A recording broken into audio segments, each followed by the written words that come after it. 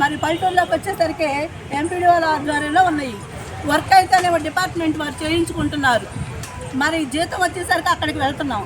కానీ మేము అడిగే మా రిక్వెస్ట్ విధానం ఏంటంటే మమ్మల్ని మా మదర్ డిపార్ట్మెంట్లో మెడికల్ అండ్ హెల్త్లో మమ్మల్ని ఇన్వాల్వ్ చేస్తే మేము చేసే పని ఏంటి, మాతో అధికారులు ఏం పని చేస్తున్నారు, ఎంత పబ్లిక్కి మేము సర్వీస్ ఇస్తున్నాం అన్న విషయము అందరికీ డిపార్ట్మెంట్తో పాటుగా పబ్లిక్ అందరికీ తెలుసు.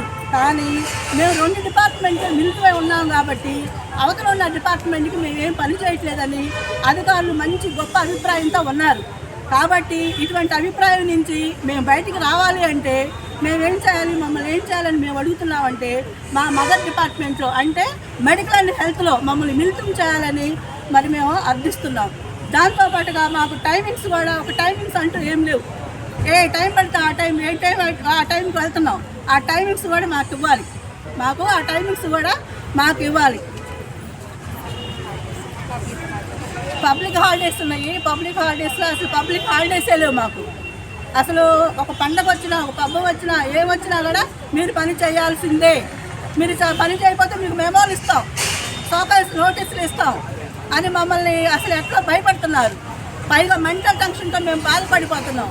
మేము ఈ వర్క్లోకి రాకముందు మాకు బీపీలు షుగర్లు లేవు. ఇప్పుడు బీపీలు వచ్చినాయి, షుగర్లు వచ్చినాయి.